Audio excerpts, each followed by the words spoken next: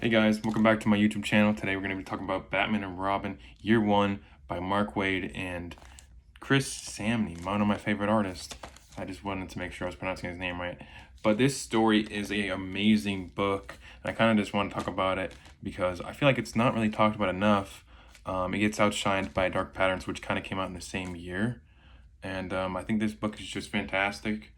I will say now that I've recently read Dark Patterns, which I will make a video on next, I do think Dark Patterns is better, but in a different way. But let's get into this book. So this book is really cool because I have the hardcover. I also have all the singles, but this book has amazing art by Chris Samney. He is just a fantastic artist. Just some great paneling and covers. And obviously you got the Batman Year One costume, which is just great. Or maybe I guess he's in Year Two, but either way, some amazing panels.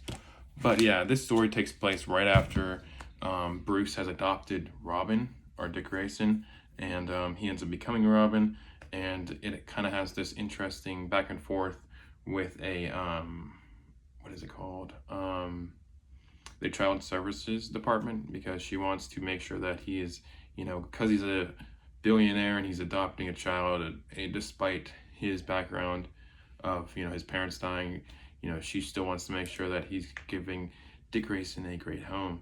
And I think that he does a great job of obviously doing that. Obviously makes him Robin, but it is just a great book. And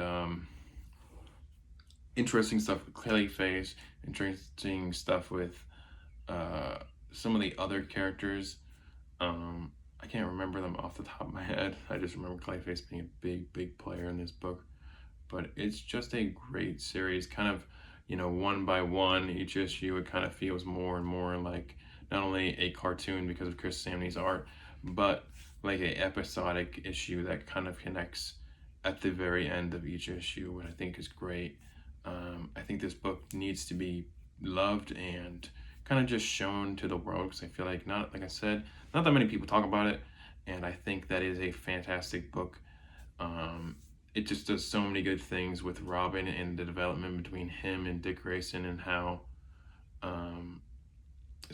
Bruce and Dick Grayson, how he becomes more of a father to him despite having no kids prior.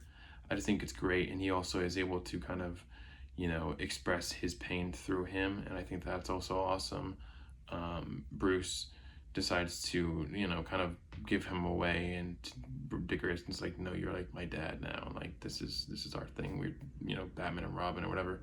And at the very end, he basically ends up being like, this is set in stone, this will not change, we are the dynamic duo. And that will lead into the new series that comes out in August. In case you weren't aware, they are making another series, same creative team, and it's just more years with the Batman and Robin Year One storyline.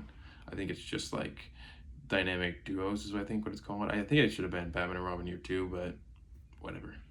Because then they could have done 3, 4, 5, etc. But yeah, it's a great series, and I definitely recommend this book. It's got some great art, some great covers.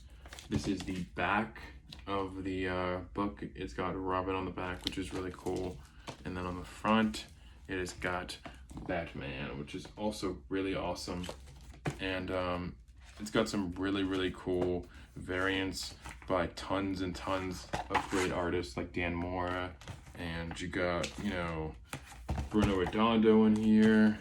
You got who else?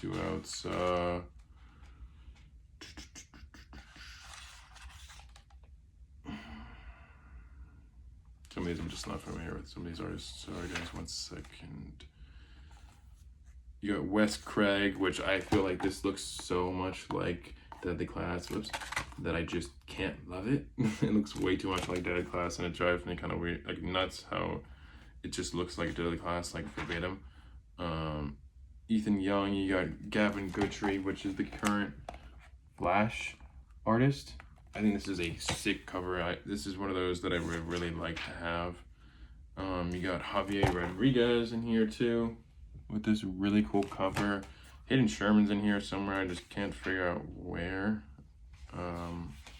Maybe he didn't make it for this one. I know he's got a variant for the next series, but maybe he didn't end up doing one for the first series that they did. Let me see.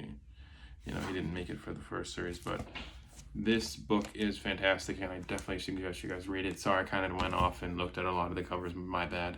Kind of wasn't acknowledging you guys, but I love you guys, and I hope you guys enjoyed this video. And if you did, make sure to hit that like button, share with all the people that you know, and definitely subscribe. And I'll see you guys in the next one. Peace.